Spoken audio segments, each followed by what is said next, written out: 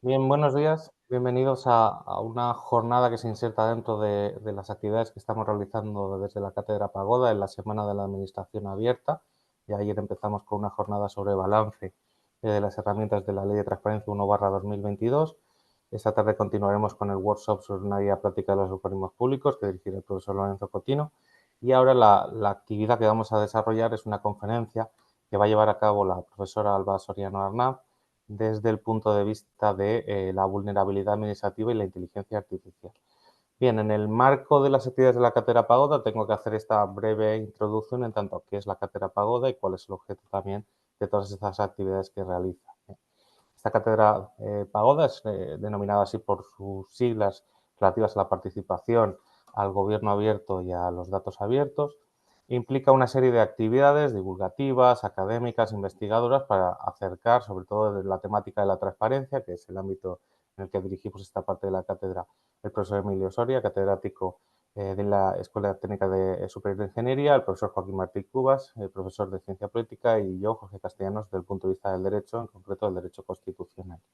A lo largo de todas estas actividades que vamos realizando, y en concreto al ser esta semana especialmente relevante por hacer una acumulación de actividades por tratarse de la Semana de Administración Abierta, llevamos a cabo una serie de conferencias, charlas, jornadas alrededor de toda la temática desde el punto de vista de la transparencia, el gobierno abierto y demás. En ese contexto, en esta breve introduccción que simplemente me va a permitir orientar desde el punto de vista de qué es la Cátedra Pagoda, va a llevar a cabo su intervención, como he comentado anteriormente, la profesora Alba Soriano Arnaz. La profesora Alba Soriano Arnaz es profesora permanente laboral del Departamento de Derecho Administrativo de la Universidad de Valencia. Ha desarrollado una prolífica carrera investigadora relativa precisamente a la temática que nos va a desarrollar, desde su tesis doctoral a numerosas publicaciones que no les voy a detallar aquí para no robarle tiempo de su intervención, y en concreto va a hacer un análisis pormenorizado, como todos los trabajos que presenta, que además se caracterizan por su especial calidad, sobre precisamente esa temática genérica que es la relación entre la inteligencia artificial y la vulnerabilidad administrativa. Así que cuando quiera, profesor Soriano, proceda a la intervención. Muchísimas gracias. Muchas gracias. Bueno, en primer lugar quería dar las gracias, evidentemente, bueno, pues al profesor Jorge Castellanos por su presentación y tanto bueno, pues al profesor Jorge Castellanos como al profesor Joaquín Martín Cubas por invitarme a participar en esta semana de la Administración Abierta, realizando pues esta pequeña conferencia un poco en una materia que está relacionada con las líneas de investigación que he estado siguiendo hasta ahora, pero que es verdad pues, que se trata de una orientación un poco nueva en el marco de lo que he estado investigando hasta la fecha, ¿no? Em, entonces, bueno, a ver que comparta el PowerPoint. Vale. A ver, el tema que voy a tratar efectivamente es el tema de la inteligencia artificial en relación con la vulnerabilidad administrativa. Sí que es verdad que es un tema que creo que es bastante importante enmarcar, entonces en ese sentido, bueno, pues no me voy a centrar exclusivamente en el proceso de introducción de sistemas automatizados, sistemas de inteligencia artificial en las administraciones públicas, sino un poco de manera más general en el trato por parte de las administraciones públicas y las relaciones de las administraciones públicas con las personas en situación de vulnerabilidad. Para ello creo que es bastante importante establecer un poco cuál es el marco contextual. Entonces, bueno, pues realizaré una introducción un poquito extensa en la que primero me centraré un poco en fijar el marco teórico para a continuación, bueno, pues, el marco teórico en materia de discriminación, en materia de desigualdad, para a continuación pasar a abordar un poco cuál es la situación, cuál es la situación de las administraciones públicas, cuáles son los discursos que desde hace unas décadas vienen marcando la actuación de las administraciones públicas. Porque estos discursos, bueno, que como ya veremos, se marcan un poco por la desconfianza en la actuación, en relación con la actuación de las administraciones, explican luego mucho la forma en la que se ha ido llevando a cabo el proceso de digitalización de las administraciones y también cómo la forma en la que las administraciones tratan a las personas en situaciones de vulnerabilidad. También, bueno, pues me referiré también además en particular un poco a la forma en la que hemos ido interpretando, hemos ido aplicando la eficiencia de manera sesgada como criterio de actuación de las administraciones públicas. Después pasaré a abordar algunas de las consecuencias de este marco, de este contexto. En primer lugar, pues hablaré de cómo las ayudas públicas, sobre todo, bueno, las ayudas públicas dirigidas a las personas vulnerables, como fundamentalmente me referiré al ingreso mínimo vital, adolecen de problemas significativos en su tramitación y luego ya sí que me referiré específicamente al proceso de digitalización, tanto en referencia con la obligación de relacionarse electrónicamente con las administraciones públicas, como también al proceso de incorporación de herramientas de automatización, de herramientas de inteligencia artificial en el funcionamiento de las administraciones públicas, en particular en esas relaciones con las personas en situación de vulnerabilidad. Y bueno, ya finalmente abordaré el reglamento de inteligencia artificial, como bueno, pues algunas de los mecanismos jurídicos que tenemos para controlar, digamos, la actuación de las administraciones públicas cuando van incorporando estas herramientas. Y finalmente, bueno, pues realizaré algunas propuestas generales breves en relación con cómo podrían mejorarse, sobre todo, bueno, pues los procedimientos precisamente destinados a ayudar a las personas en situaciones vulnerables. Bien, en relación con este marco teórico que me gustaría señalar, creo que es muy importante que tengamos en cuenta que el marco del que debemos de partir es que nuestras sociedades se construyen a partir de la desigualdad. Y esto es algo que es esencial a la hora de estudiar cualquier fenómeno social, cualquier aspecto de la realidad, pero sobre todo, evidentemente, cuando lo que estamos analizando es la actuación de las administraciones en relación con las personas vulnerables. Aunque esta idea, es decir, que las sociedades son desiguales, es una idea que parece muy evidente, en realidad tendemos a olvidarla y a tratar la desigualdad como la excepción y no como la norma, porque lo que pasa es que nos cuesta un poco alejarnos de la igualdad formal como categoría básica de análisis, de la categoría básica de análisis de la igualdad y la discriminación, y sustituir esa categoría de igualdad formal por la igualdad sustantiva, por la discriminación estructural, por el reconocimiento de la subordiscriminación, siendo la subordiscriminación es la que afecta a las personas pertenecientes a grupos históricamente desaventajados, ¿no? Como pueden ser mujeres, personas no blancas, etc. Y la dificultad de partir de la desigualdad, de esta desigualdad sistémica, de la que en realidad deberíamos estar partiendo, sobre todo pues, cuando se diseñan políticas públicas en materia de vulnerabilidad, etcétera,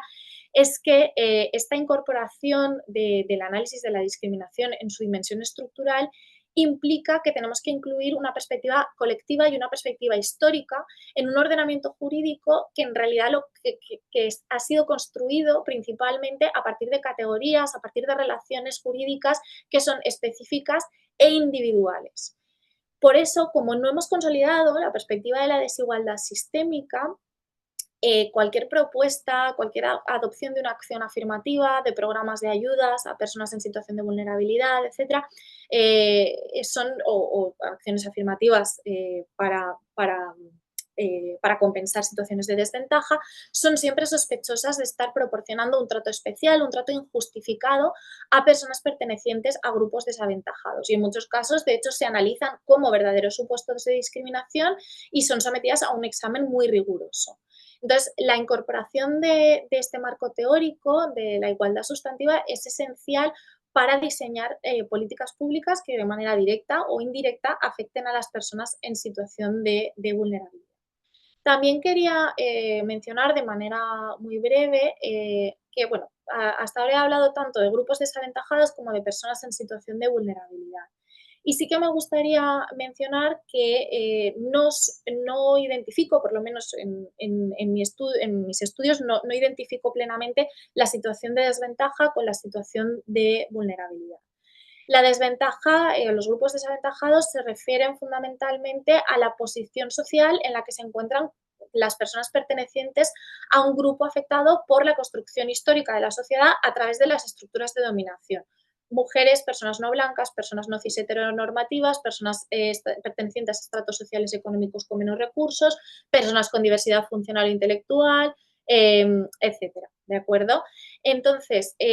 todas estas personas pertenecen a grupos desaventajados porque, bueno, pues si comparamos su situación con la situación de un hombre cis heterosexual blanco con plenas capacidades físicas, mentales, con cierto poder adquisitivo, etcétera, por defecto estas personas se encuentran desde el punto de partida en una posición de desventaja. Pero esto no implica necesariamente que se encuentren en una posición de vulnerabilidad.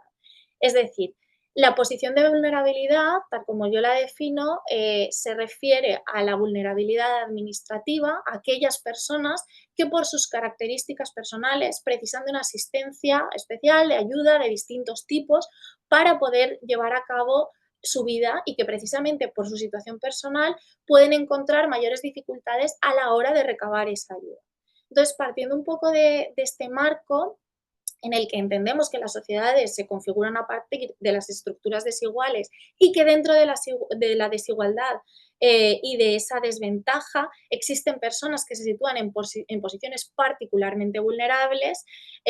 por los potenciales daños que pueden sufrir, lo que entendemos es que la función de las administraciones públicas en el marco del Estado social y de conformidad con lo que dispone el artículo 9.2 de la Constitución la función de la administración es establecer las condiciones necesarias para facilitar que estas personas y para que estos grupos puedan desarrollar su personalidad en condiciones de libertad y de igualdad, ¿de acuerdo? Entonces, bueno, pues este es un poco el marco general en el que, a partir del cual se desarrolla el trabajo. Em, Partiendo de esto, sí que me gustaría un poco pasar a analizar cuáles son esos discursos, digamos, que han ido enmarcando la actuación de las administraciones públicas desde hace varias décadas, ya que, bueno, pues sobre todo a partir de las últimas décadas del siglo XX hemos asistido a la articulación de un discurso global de desconfianza en la administración que se basa sobre todo en mitificar las técnicas de gestión propias del sector privado. Y este discurso lo que trata es de trasladar el eje de actuación de las administraciones públicas a la consecución de la eficiencia definida en términos económicos. Y luego un poco volveré también sobre este tema y sobre cómo definimos la eficiencia. Y, por supuesto, es verdad que la proliferación de casos de corrupción, supuestos en los que se ha evidenciado el mal funcionamiento en la asignación de recursos públicos, el mal funcionamiento de la administración en general, generan también desconfianza. Pero lo cierto es que esta suerte de halo de sospecha que pesa sobre la administración no se deriva tanto de una preocupación global por el buen funcionamiento de las administraciones, sino más bien de una preocupación que se proyecta específicamente en las relaciones entre administración y mercado. Entonces, estos discursos apuestan por la externalización de servicios públicos, considerando que la gestión privada es siempre mejor que la pública, y también consideran que cualquier trámite administrativo exigido para la realización de actividades económicas, y aquí está la clave, para la realización de actividades económicas, supone un lastre para la economía, una carga que es absolutamente innecesaria. Pero, en realidad, lo que pasa es que, y esta es la clave, ese mal funcionamiento de las administraciones, esta apuesta por la simplificación administrativa, la eliminación de cargas burocráticas, que hemos visto, por ejemplo, a través de la transposición de la Directiva de Servicios, la eliminación de muchos procedimientos de autorización, sustitución por comunicación previa, declaración responsable, también, por ejemplo, la simplificación en la gestión de los fondos Next Generation. O, por ejemplo, la política de la Comisión Europea del one in, one out, en virtud de la cual cada vez que se introduce una nueva carga administrativa por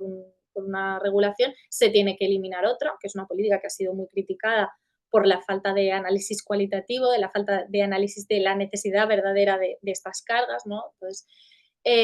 son toda esta defensa de la simplificación administrativa se ha centrado fundamentalmente en el desarrollo de actividades económicas y no tanto en facilitar las relaciones entre administraciones públicas y personas en situación de vulnerabilidad, cuando se trata de facilitar el acceso de estas personas a determinadas ayudas o a determinados servicios públicos esa preocupación que se dirige al mal funcionamiento de las administraciones públicas básicamente, pues prácticamente desaparece en muchos casos, sobre todo cuando hablamos de la prestación de ayudas sociales a personas en situación de pobreza. Porque en estos casos el imaginario colectivo, atravesado por la aporofobia, es decir, el miedo, el rechazo a las personas pobres, entiende que se encuentra justificado plenamente complicar los procedimientos administrativos y aquí la sospecha sobre quien recae ya no es sobre tanto sobre la administración como sobre las personas vulnerables, en relación con las cuales se generan sentimientos de desconfianza que culpan a estas personas de la situación en la que se encuentran.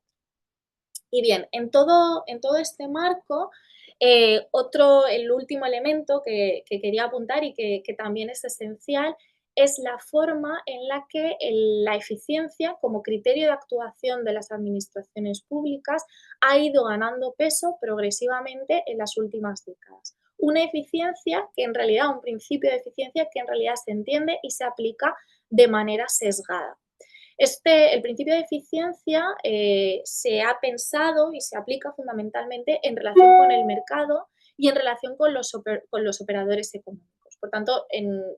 no se está aplicando un concepto, un significado, no se está entendiendo el concepto de eficiencia de una manera más amplia. Con un significado que potencialmente en realidad sí que podría ser más favorable a precisamente bueno, pues a la consecución de la igualdad. Sí que es cierto que evidentemente el principio de eficiencia es un principio aplicable a la actuación de las administraciones públicas, tal como establece el artículo 3 de la Ley 40/2015, aunque también es verdad, y esto yo creo que es importante señalarlo, el artículo 103 no lo establece como principio de actuación, sí establece el principio de eficacia, pero no el de eficiencia. Y luego el artículo 31.2 de la Constitución sí que en relación con la programación y ejecución del gasto público se refiere a la aplicación del principio de eficiencia, aunque este se debe encontrar modulado por la obligación de asignar los recursos públicos de manera equitativa, lo cual también es algo que se tiene que tener en cuenta. En cualquier caso, y en relación con la forma en la que definimos este principio, la eficiencia se define como la capacidad de lograr los resultados deseados con el mínimo posible de recursos. Y en realidad, y esto es un poco que quiero decir, así definida, al concepto de eficiencia podemos atribuirle muchos significados en función de cómo enmarquemos los objetivos, es decir, los resultados que perseguimos, los recursos que tenemos en cuenta y también el arco temporal en el que se pretenden lograr. Por ejemplo, si nuestro objetivo general es proteger a las personas en situación de vulnerabilidad, de forma directa e inicial, esto va a comportar un gasto bastante significativo en términos de ayudas públicas, que puede incluir, por ejemplo, la renta mínima de inserción, el acceso a vivienda social, el establecimiento de una red efectiva de servicios sociales, pero al establecer esta red efectiva de protección y fomento de la igualdad, a la larga evitamos determinadas consecuencias socialmente no deseables, una mayor conflictividad, un aumento del sinhogarismo, como estamos viendo en los últimos años, y también, también a la larga una reducción del coste para la administración, por ejemplo, en términos sanitarios, entre otras cuestiones. El problema parte de que los discursos en los que el ahorro económico se convierte en realidad y de manera más o menos consciente en el objetivo principal, es decir, definimos eficiencia como ahorro económico al final, em, lo que hacen es que terminemos en situaciones en las que, aunque se establezcan programas de ayudas públicas, también se considera necesario de manera paralela, de manera simultánea, incluso de manera casi prioritaria, crear sistemas de detección del fraude entre las personas beneficiarias de dichas ayudas. Entonces, de esta forma, a partir de este concepto, de esta aproximación sesgada al principio de eficiencia, que se entiende en realidad de manera cortoplacista y como puramente como casi como ahorro económico, nos encontramos precisamente con estas situaciones en las que el objetivo de conseguir una mayor igualdad se ve relegado a un segundo plano. Entonces, dentro de todo este marco, habiendo establecido un poco este marco, las consecuencias un poco que se derivan de él en el contexto que nos ocupa, en primer lugar, es que las ayudas públicas, tienen una gestión bastante mejorable. Solo en algunos casos excepcionales, como por ejemplo la ayuda de 200 euros a la cesta de la compra, sí que se han aplicado técnicas de simplificación administrativa en el marco de procedimientos de ayudas a personas en situación de vulnerabilidad. En este caso, por ejemplo, en el de la ayuda de 200 euros, no era necesario aportar documentación alguna, sino que la propia administración era la que gestionaba la comprobación del cumplimiento de los requisitos. Sin embargo, la mayor parte de procedimientos de otorgamiento de ayudas públicas, las trabas burocráticas, la rigidez procedimental han derivado en numerosos problemas para las posibles beneficiarias y beneficiarios de la ayuda. Y sí que es verdad que, por ejemplo, en el caso del ingreso mínimo vital, la situación ha mejorado considerablemente desde el año 2021 hasta el año 2022, que es de los años de los que disponemos datos. Sin embargo, sí que es verdad que aún así la AIREF, en el segundo informe sobre el ingreso mínimo vital referido al año 2022, sigue resaltando las deficiencias en el procedimiento, las dificultades que tienen las personas, las potenciales beneficiarias para acceder a esta ayuda. Y, por ejemplo, en el caso del año 2021, se hace muy patente el mal funcionamiento del procedimiento en el hecho de que el 42% de las demandas que se presentaron entre enero y septiembre de 2021 contra la denegación o el reconocimiento insuficiente del ingreso mínimo vital fueron estimadas por los tribunales, ¿no? Entonces, en principio sí que es verdad que poco a poco va mejorando en la gestión en concreto de esta ayuda, sin embargo, todavía nos encontramos con importantes deficiencias. Por una parte, por la rigidez de algunos de los requisitos exigidos, porque se establecen plazos muy breves a veces para aportar la información, para subsanar, cuando la documentación no siempre es fácil de recabar. Además, en algunas ocasiones no se trata ni siquiera de que las normas del propio procedimiento dificulten la tramitación, sino que la propia administración no cumple con algunas normas que ya están vigentes y que están diseñadas justamente para facilitar las relaciones de la ciudadanía con la administración. Por ejemplo, el artículo 28 de la Ley 39, que establece que las personas interesadas tienen derecho a no aportar documentos que ya se encuentran en poder de la administración actuante o hayan sido elaborados por cualquier otra administración. Pues bien, como sabemos, bueno, en el caso de numerosos procedimientos y en particular, bueno, pues en el caso del procedimiento para la solicitud del ingreso mínimo vital, se solicita mucha documentación que en realidad ya obra en poder de la administración. Además, la falta de asistencia para solicitar la ayuda es muy significativa. Por ejemplo, en mayo de 2023, la Fundación Cibio publicó que habían tratado durante 18 días seguidos de contactar durante cada media hora con alguien que respondiese en la oficina de ayuda para la tramitación del ingreso mínimo vital sin éxito. Y luego también muchas veces, aunque la propia norma esté diseñada para tratar de captar, para tratar de hacer frente a todas las diferentes situaciones de vulnerabilidad, los propios operadores, el propio personal de la administración acaba aplicando la norma de manera muy restrictiva, ¿no? Entonces, por ejemplo, en el caso del ingreso mínimo vital, cuando se define qué consiste, qué se considera unidad de convivencia, se hace una definición bastante amplia que trata de captar todos los supuestos diferentes, incluso, bueno, pues cuando diferentes familias conviven en un mismo hogar, etcétera. Sin embargo, son muchos los casos en los que la Seguridad Social ha hecho una interpretación excesivamente restrictiva. Entonces, por ejemplo, en los casos en los que una madre se queda sola con sus hijos, con sus hijas, cuando el padre las ha abandonado, pero sigue empatronado en la vivienda, la Seguridad Social le ha considerado todavía como parte de la unidad de convivencia, ¿no? Entonces, estos son muchos problemas que a la postre lo que hacen es que se deniegue la ayuda a personas que en realidad sí que tendrían derecho a recibirla. Y luego, además, una de las causas principales por las que se ha denegado el ingreso mínimo vital a muchas personas es porque la documentación aportada es insuficiente o porque se contienen errores. Y esto es algo que, sobre también una idea sobre la que volveré luego, que es muy importante que se tenga en cuenta que las personas en situación de vulnerabilidad, personas que además en ocasiones tienen problemas con el idioma, etcétera, tienden a cometer más errores al relacionarse con la administración, sobre todo cuando se trata de procedimientos que no son precisamente sencillos. Entonces, esto es algo que sí que debería tenerse más en cuenta por parte de la administración a la hora de valorar la documentación, a la hora de prestar atención, asistencia a estas personas. Bien, más allá de la mala o mejorable gestión de las ayudas públicas, también es importante hablar específicamente del proceso de digitalización de las administraciones públicas. Al final, el desarrollo de sistemas automatizados, la posibilidad de incorporarlos en el ámbito de las administraciones públicas, ahorrando costes en el marco de muchísimos procedimientos, encaja perfectamente en este discurso que lo que persigue es aumentar la eficiencia del sector público, partiendo de esta presunción de que la administración funciona mal y de que hay un exceso de cargas burocráticas para la ciudadanía.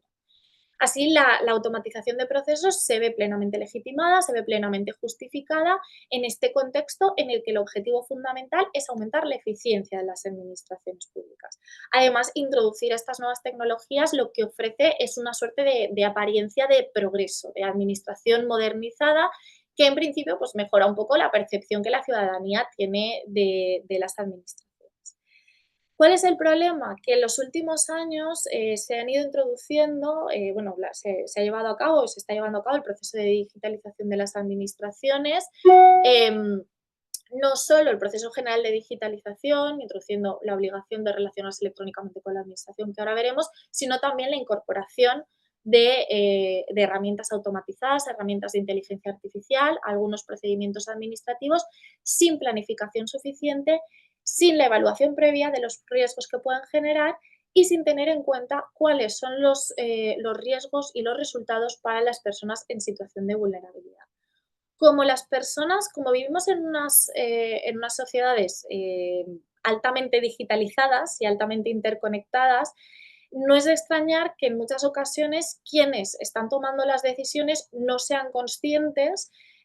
aunque es verdad que cada vez lo son más, como resultado de quejas, campañas de concienciación, etcétera, de las dificultades que un requisito aparentemente sencillo de cumplir, como es, por ejemplo, tener una firma electrónica, puede generar para determinadas personas. Y en este sentido es muy importante que tengamos en cuenta que la brecha digital es una realidad en España y no se refiere solo a problemas de conectividad, sino sobre todo a la falta de competencias digitales. Por eso, la obligación de relacionarse electrónicamente con las administraciones puede suponer una traba insalvable para muchísimas personas. Lo que pasa es que como lo que se ha priorizado es el avance digital, en los últimos años lo que hemos visto es cómo progresivamente las administraciones han ido ampliando aquellos procedimientos en los que las personas interesadas están obligadas a interactuar por medios digitales, por medios electrónicos con las administraciones.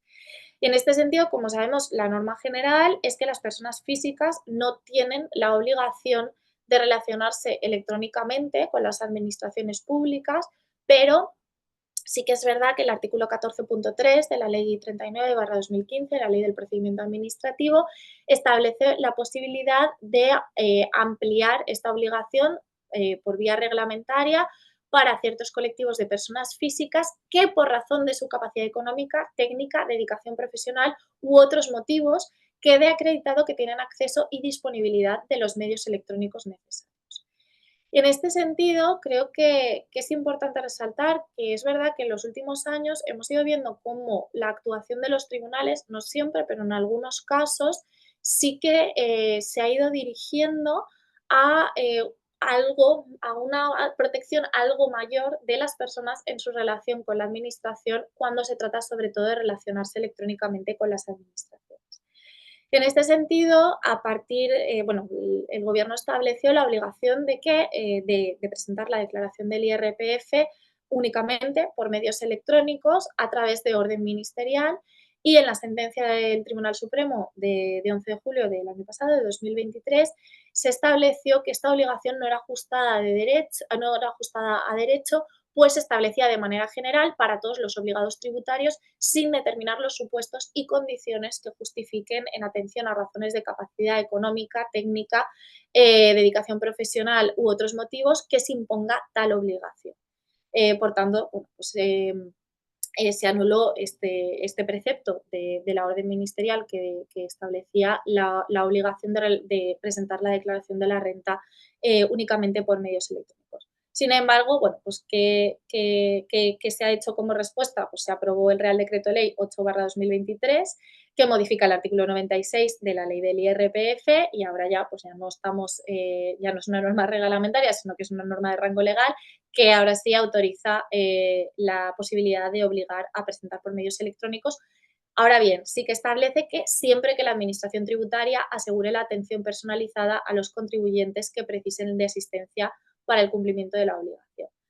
Sin embargo, sí que es verdad que, por lo menos por lo que sé, por lo que he podido hablar con personal de la agencia tributaria, esta atención personalizada, aunque sí que es verdad que existe y sí que es verdad que como todos sabemos, existe la atención presencial a la hora de presentar la declaración de la renta, sigue sin ser suficiente para atender a todas las personas que realmente lo necesitan. Además de, bueno, de esta ampliación formal, estas ampliaciones formales de la obligación de relacionarse electrónicamente con las administraciones, también es importante resaltar la ampliación informal que se dio a partir de la pandemia al obligar a que se pidiese cita previa para poder ser atendido por el personal de la administración. Es verdad que en el ámbito de la seguridad social está en vías de eliminarse, ya se ha eliminado este requisito, sobre todo tras los informes del defensor del pueblo, múltiples protestas, etcétera, pero todavía hay muchísimos casos de administraciones locales y administraciones autonómicas en los que la exigencia de cita previa sigue siendo una realidad. Además de esto, también otras relaciones entre ciudadanía y administración en las que de facto se está normalizando la interacción a través de medios electrónicos, como puede ser, por ejemplo, en el ámbito educativo, en el que las relaciones entre madres, padres y profesorado se realiza de forma principal, predominante, a través de medios electrónicos, lo cual puede generar también una desventaja significativa para las personas en situación de vulnerabilidad. Y esto es también algo, estos son elementos que tenemos que tener en cuenta, porque es verdad que este proceso de digitalización se está llevando a cabo de manera un poco, si se puede decir, descontrolada, ¿no? Sin tener en cuenta en muchísimas ocasiones esas situaciones particulares, esas situaciones diferentes que a lo mejor no se encuentran en nuestro entorno directo y que por eso las personas que están tomando estas decisiones no están valorando, no están teniendo en cuenta, ¿vale? Más allá de estas situaciones en las que, bueno, referentes a la digitalización en general, también es muy importante, bueno, pues hablar específicamente de la introducción de herramientas automatizadas, de algoritmos, de herramientas más simples o herramientas más complejas de inteligencia artificial en el contexto de procedimientos administrativos. Y un elemento esencial que se debe señalar aquí es que la introducción de estas herramientas y los efectos negativos que generan para las personas en situación de vulnerabilidad, para las personas también pertenecientes en general a grupos desaventajados, son resultados negativos que son consecuencia fundamentalmente de las decisiones que toman los seres humanos. La introducción de la inteligencia artificial, la automatización de procedimientos, no es negativa per se. Lo que trae consigo consecuencias negativas es el no tener en cuenta o el priorizar otros objetivos diferentes a la igualdad. Entonces, bueno, pues por ejemplo, cuando se utiliza un sistema de inteligencia artificial para distribuir recursos públicos, priorizando la eficiencia sobre la igualdad. Y bueno, pues, por ejemplo, un caso paradigmático que he contado en muchísimas ocasiones, que es el caso del sistema algorítmico utilizado en países como Austria o Polonia, en el que el sistema lo que hacía era clasificar a las personas en función de la probabilidad de encontrar un nuevo empleo, y la administración decidió que las personas con menos probabilidad de encontrar un nuevo empleo eran personas a las que no era eficiente asignar recursos, con lo cual se redujo significativamente la cantidad de recursos que se les destinaba. Además de esto, también es muy preocupante la forma en la que con total normalidad se están incorporando sistemas de inteligencia artificial con el objetivo de detectar el fraude en programas de ayudas sociales. La propia decisión de, que esto es algo que bueno, ya he comentado brevemente antes, pero bueno, la propia decisión de implementar sistemas con esta finalidad es problemática porque lo que estamos haciendo es contribuir a perpetuar discursos que estigmatizan a las personas en situación de pobreza, que los caracterizan como no ser pertenecientes, como personas no pertenecientes, no merecedoras de pertenecer a la sociedad, atribuyéndoles la responsabilidad por encontrarse en esa situación, que consideran que debemos desconfiar de estas personas. Un caso paradigmático es el uso por parte del gobierno holandés. Este no es el caso Siri, que todos conocemos, sino el uso de otro sistema algorítmico que utilizaban las autoridades fiscales para detectar el fraude entre las familias beneficiarias de ayudas para el cuidado de las hijas e hijos. A través de este sistema se señaló de manera errónea a 26.000 familias, perdón, a 26.000 familias como responsables de haber defraudado al Estado en la recepción de estas ayudas. Y en este caso lo que había pasado es que, volvemos al tema de antes, habían cometido pequeñitos errores a la hora de rellenar los formularios, a la hora de solicitar la ayuda. Es decir, eran personas que no es que no tuviesen derecho a recibir la ayuda, sino que normalmente lo que había pasado es que habían cometido errores al presentar la solicitud. Pues bien, las autoridades fiscales requirieron la devolución total con intereses del dinero recibido, incluso aunque se considerase que en algunos casos que tenían derecho a la ayuda, pero en menor cuantía, se consideró que debían devolver la ayuda más intereses en su totalidad. Y además los tribunales, como no acababan de entender bien con el funcionamiento del sistema algorítmico que había detectado estas situaciones de supuesto fraude, normalmente confirmaron, por lo general, la decisión de las autoridades fiscales. Em, en este caso en concreto, además, lo que había pasado es que el sistema había detectado que las personas no procedentes de Holanda, las personas migradas fundamentalmente, tendían a cometer más errores. Entonces, en realidad, lo que realizaba era, bueno, perfiles, fundamentalmente perfiles raciales, perfiles por nacionalidad también, detectaba aquellas personas que no eran procedentes de Holanda y las señalaba y entonces analizaba con mayor detalle sus expedientes y efectivamente tendían a cometer más errores que identificaba con fraude, ¿no? En este sentido, otro elemento que es muy importante señalar es que cuando utilizamos herramientas automatizadas, cuando introducimos herramientas de inteligencia artificial en el contexto de procedimientos, en el contexto de aquellas situaciones en las que las personas vulnerables interactúan con la administración, em,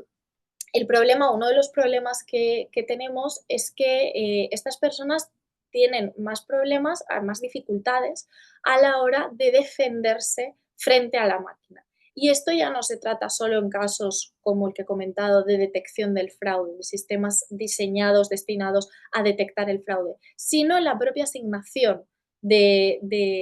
las ayudas públicas. Por ejemplo, en el caso del bono social, aquí en España, eh, que durante un tiempo es una herramienta que la herramienta algorítmica de asignación del bono social durante un tiempo funcionó incorrectamente, pero las personas que sí que tenían derecho y que sí que debían de ser adjudicatarias del bono social, no disponían de las herramientas, no disponen en muchas ocasiones de las herramientas suficientes para saber qué es lo que está pasando ahí, para saber que en realidad en el fondo lo que está pasando es que hay un error en el sistema. Por eso es tan importante, entre otras cuestiones, dar una mayor transparencia, dar un mayor nivel de transparencia a los algoritmos, a los sistemas algorítmicos que se están utilizando en particular por las administraciones públicas, permitir auditorías externas, etc. Bien, en esta situación, con respecto a los mecanismos jurídicos, al ordenamiento jurídico de control, lo que nos permite controlar el uso de sistemas de inteligencia artificial, eh, cabe destacar, bueno, el Reglamento Europeo de Inteligencia Artificial, cuya aprobación es inminente, ya que, bueno, pues el Reglamento de Inteligencia Artificial considera que los sistemas que se utilizan en el marco de programas de asignación de ayudas públicas son sistemas de alto riesgo. Ahora bien, eh, también es importante destacar que uno de los elementos de los que adolece, una de las deficiencias de las que adolece el Reglamento Europeo de Inteligencia Artificial es precisamente que utiliza un concepto excesivamente restringido de inteligencia artificial. Es decir, únicamente los sistemas que funcionan con determinado nivel, con algún nivel de autonomía, se incluyen en el marco de aplicación del Reglamento de Inteligencia Artificial. Un sistema como el sistema Bosco, que es el sistema de asignación del bono social eléctrico en España, que es un sistema cuya programación viene completamente predeterminada, que no cambia la valoración, la forma en la que evalúa las variables, no cambia su programación, no se desarrolla de manera autónoma, no entraría dentro del marco de aplicación del Reglamento de Inteligencia Artificial. Lo cual también es problemático en la medida en la que estos sistemas también pueden generar, pueden generar vulneraciones de derechos significativas. Pero bueno, partiendo de esta definición, de este marco del Reglamento de Inteligencia Artificial, las obligaciones que establece para los sistemas de alto riesgo, incluyendo aquellos utilizados en la prestación de servicios públicos, concesión de ayudas públicas y también en los utilizados para la detección del fraude en el contexto de las ayudas públicas, se establecen una serie de obligaciones que incluyen, entre otras cuestiones, asegurar que los datos que se utilizan en el sistema son datos de calidad, que son datos precisos, no contienen errores, etcétera. Se establecen también una serie de obligaciones en materia de transparencia y explicabilidad. Por ejemplo, se obliga a mantener la documentación técnica del sistema actualizada, se obliga a tener un registro actualizado también de las acciones del sistema, se obliga a quienes crean el sistema a suministrar información a los responsables del despliegue. Esto es algo particularmente importante en el caso de las administraciones, porque en muchos casos las administraciones no están desarrollando los sistemas de inteligencia artificial que utilizan, sino que los adquieren de proveedores privados. Algo que luego también, por otra parte, puede ser problemático porque podemos estar delegando de manera inconsciente determinadas decisiones que deberían de tomar las administraciones públicas en esos proveedores privados, ¿de acuerdo? En esos desarrolladores privados. Porque al final, bueno, pues a la hora de determinar qué variables se van a medir, qué peso va a tener cada variable, etcétera, si esa decisión no la ha tomado previamente la administración, si en los documentos de la licitación no se especifica previamente cómo se quiere, qué variables se quiere medir, qué peso se quiere otorgar a cada una de ellas, etcétera, etcétera, esas son decisiones que va a acabar adoptando el sector privado. Entonces, esto es algo que también es muy importante que tengamos en cuenta. Y por eso también es muy importante precisamente que se establezca esas obligaciones de transparencia, de suministro de información constante por parte de quien desarrolla el sistema a los responsables del despliegue. En este caso sería la administración. Y luego además también se ha incorporado en el artículo 86 un derecho individual, que inicialmente no se incluían derechos individuales para las personas físicas dentro del Reglamento de Inteligencia Artificial, sí que se incluye un derecho a la explicación de las decisiones que afectan individualmente a las personas. Además, también se incluye, aunque de manera limitada, la obligación de desarrollar una evaluación de impacto sobre derechos fundamentales, una evaluación de impacto que se debe de realizar de manera previa al despliegue del sistema, aunque es una obligación que solo se aplica justamente sí que a los sistemas en el marco que se utilizan, en el marco de la prestación de servicios públicos, ayudas públicas, y luego también para los sistemas que se utilizan para evaluar en el sector privado la solvencia de las personas físicas y establecer su puntuación crediticia. solo para estas dos clases de sistemas, pero sí que se incluyen justamente los sistemas que estamos tratando, se debe de realizar esa evaluación previa de impactos sobre derechos fundamentales.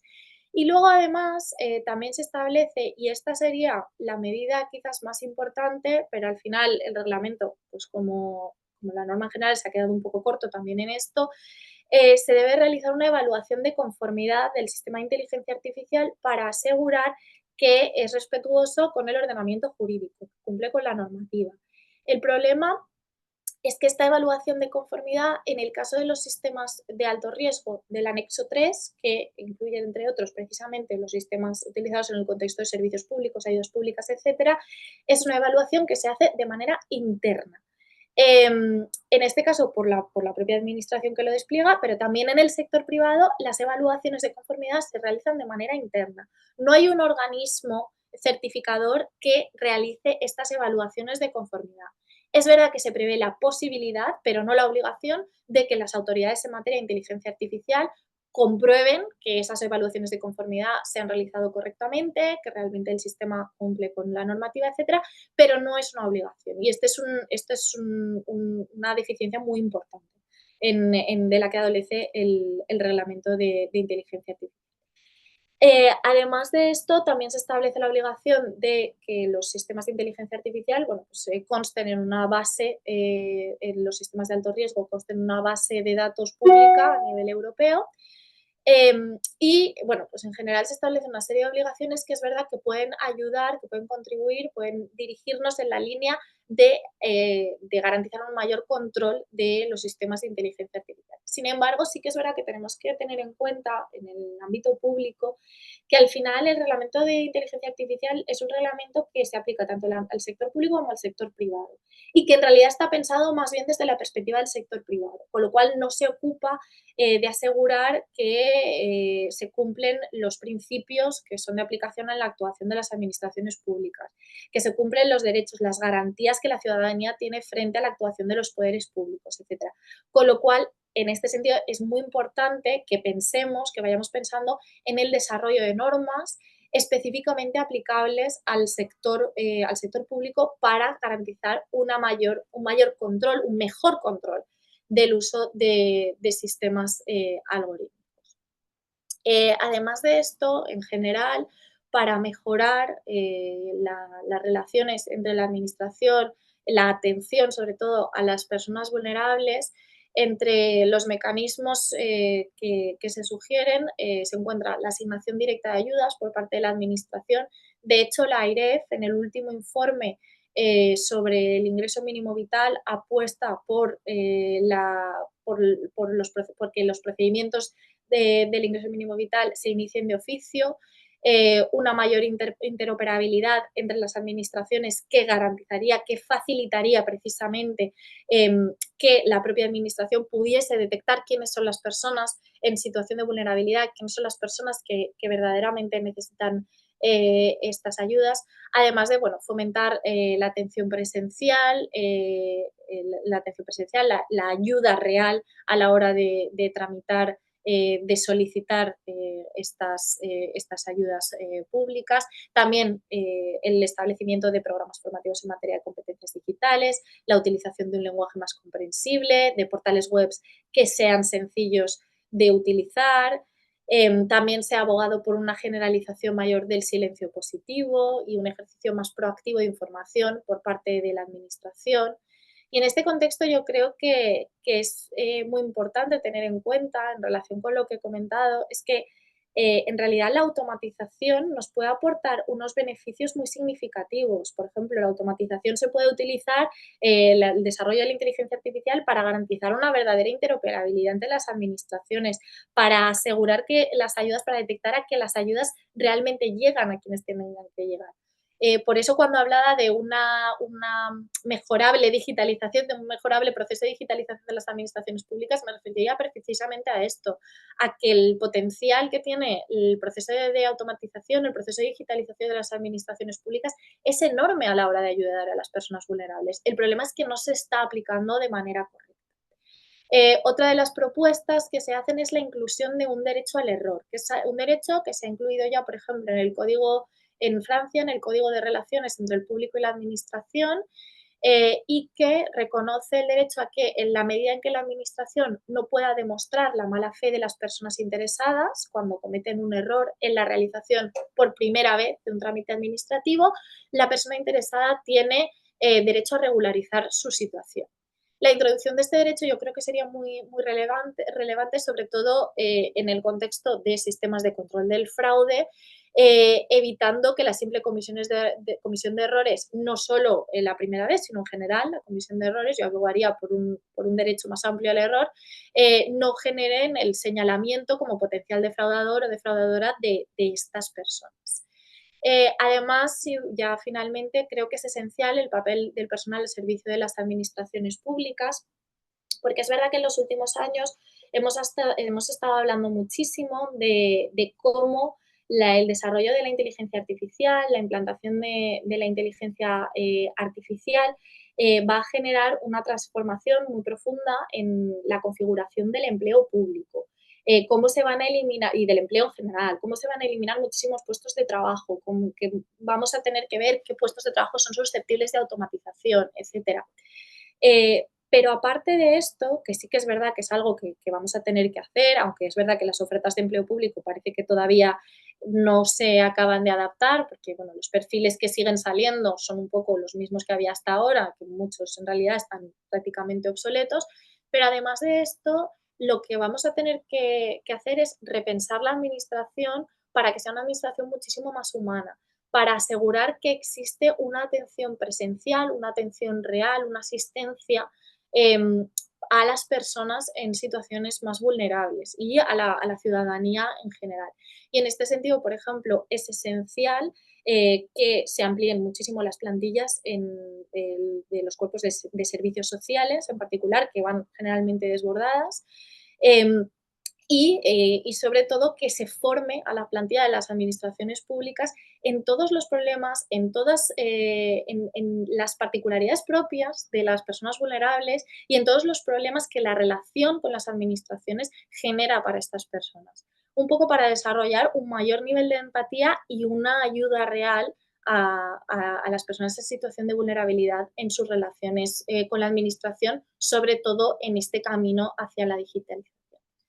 Bueno, y con esto ya habría terminado y muchas gracias a todas y a todos por escucharme. Muchísimas gracias, profesora Soriano. Ahora se abre un turno de si alguien quiere hacer algún tipo de intervención, algún tipo de cuestión respecto a esta tan interesante intervención de la profesora Soriano. La verdad es que aquellos que lo hemos podido escuchar, y me consta que muchos de los asistentes lo han escuchado varias veces, siempre se aprenden cosas y es un gusto poder escuchar a la profesora Soriano. Sí, el profesor Pres no tiene una intervención, pueda realizarla usted directamente, si le parece. Sí, bueno, en primer lugar, buenos días a todos y a todas. Gracias por organizar esta actividad y, bueno, mi felicitación a la profesora Alba Soriano por su estupenda conferencia. Quería comentar un par de cosas y preguntarle al final su opinión sobre un aspecto que vosotros sabéis, digo vosotros, no solo ella, sino en la Facultad de Derecho de Valencia, en el área de administrativo, constitucional y en alguna otra área alguna cuestión. Bueno, empezando por lo que comentabas al final, Alba, nosotros tenemos un máster de protección jurídica de personas y grupos vulnerables y contamos con la suerte de que bastantes de los y las estudiantes son trabajadores y trabajadoras sociales, ¿no? Y ellos mismos, o ellas, son sobre todo las que ponen de relieve la necesidad de todo esto que tú comentabas al final, ¿no? La necesidad de una formación especializada por parte del personal al servicio de las administraciones públicas, especialmente en el ámbito social, porque ahí es donde se percibe claramente el problema de la vulnerabilidad administrativa, ¿no? Y cómo estas trabajadoras, en lugar de hacer lo que tienen que hacer, muchas veces lo que hacen es tratar de ayudar a la gente para que pueda gestionar sus peticiones. No, o sea, no dedican el tiempo a valorarlas, sino a ayudar a que se puedan tramitar, ¿no? Y eso es un buen ejemplo, buen mal ejemplo de vulnerabilidad administrativa. En segundo lugar, creo que lo que tú has contado evidencia que con la inteligencia artificial no estoy muy seguro de si hacen falta nuevos derechos fundamentales, pero sí desde luego se potencia o debe potenciarse mucho la dimensión objetiva de los mismos, es decir, las obligaciones que surgen para los poderes públicos, ¿no? Y ahí el artículo 9.2 pues dice, los poderes públicos deben remover los obstáculos a la igualdad real, ¿no? Esos obstáculos que ya estaban presentes antes de la inteligencia artificial, yo creo que están todavía más presentes, ¿no? Y para no extenderme mucho más, ¿no? Mencionabas efectivamente que el Reglamento Europeo de Inteligencia Artificial apuesta por un concepto restrictivo de lo que es inteligencia artificial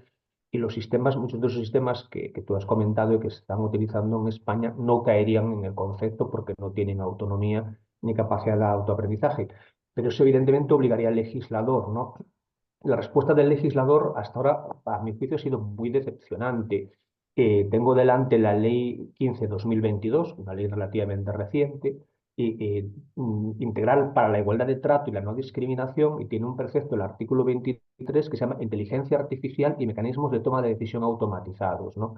Bueno, yo creo que ahí se utiliza un concepto amplio de inteligencia artificial, incluyendo los sistemas algorítmicos que tú has descrito, ¿no? Pero ahí básicamente lo que es casi básicamente soft law, porque lo único que se dice es que las administraciones públicas, bueno, deben tener en cuenta criterios de minimización de sesgos, deben de favorecer, mm, tratar de evitar, pero no hay un compromiso claro, no hay un mandato claro. No digo que sea inútil, pero me parece que falta bastante en esta ley relativamente reciente, ¿no?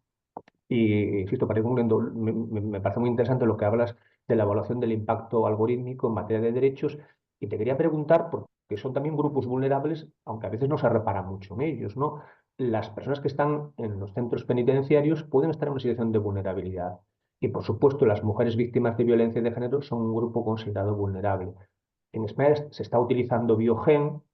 para tratar de prevenir la reiteración de la violencia de género, y se utiliza Riscambi, ¿no? Para a la hora de evaluar las solicitudes de permisos por parte de los internos en centros penitenciarios. Bueno, vosotros habéis estudiado, ¿no?, la escasa opacidad, perdón, la escasa transparencia y la gran opacidad de estos sistemas, ¿no? Y que no se ha hecho realmente una evaluación del impacto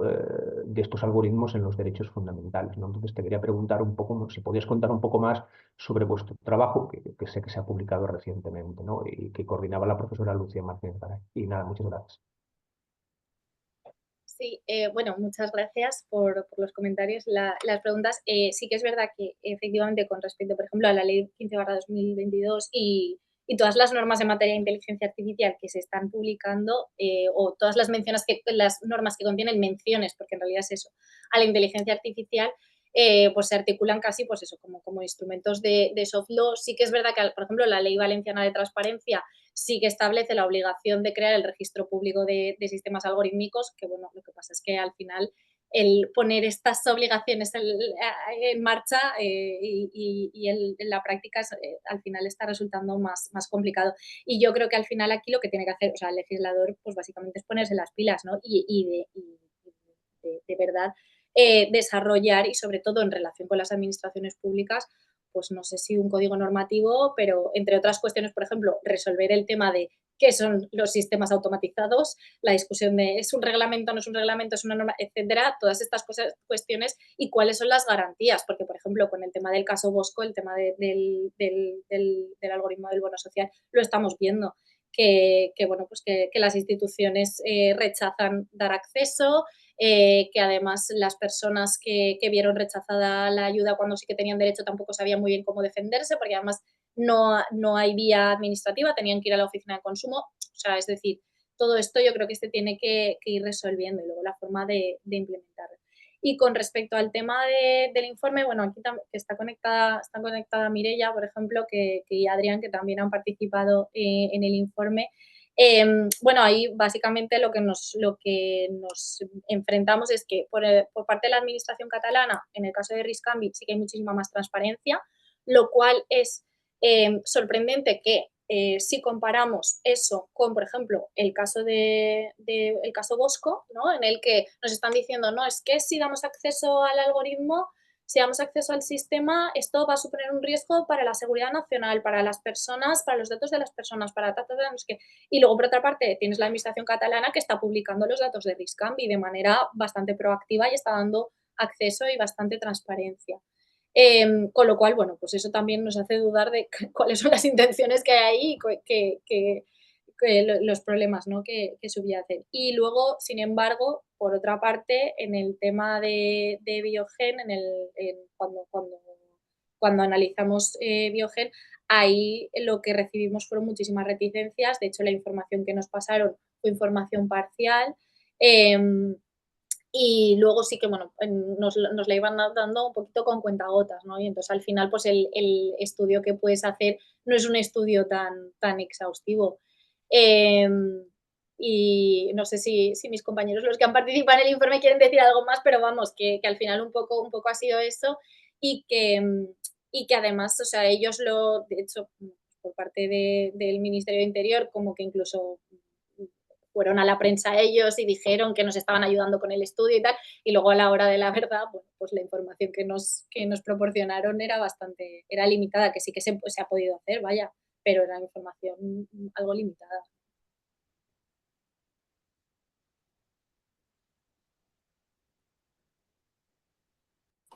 Bien, nos recogen el guante los compañeros que le ha lanzado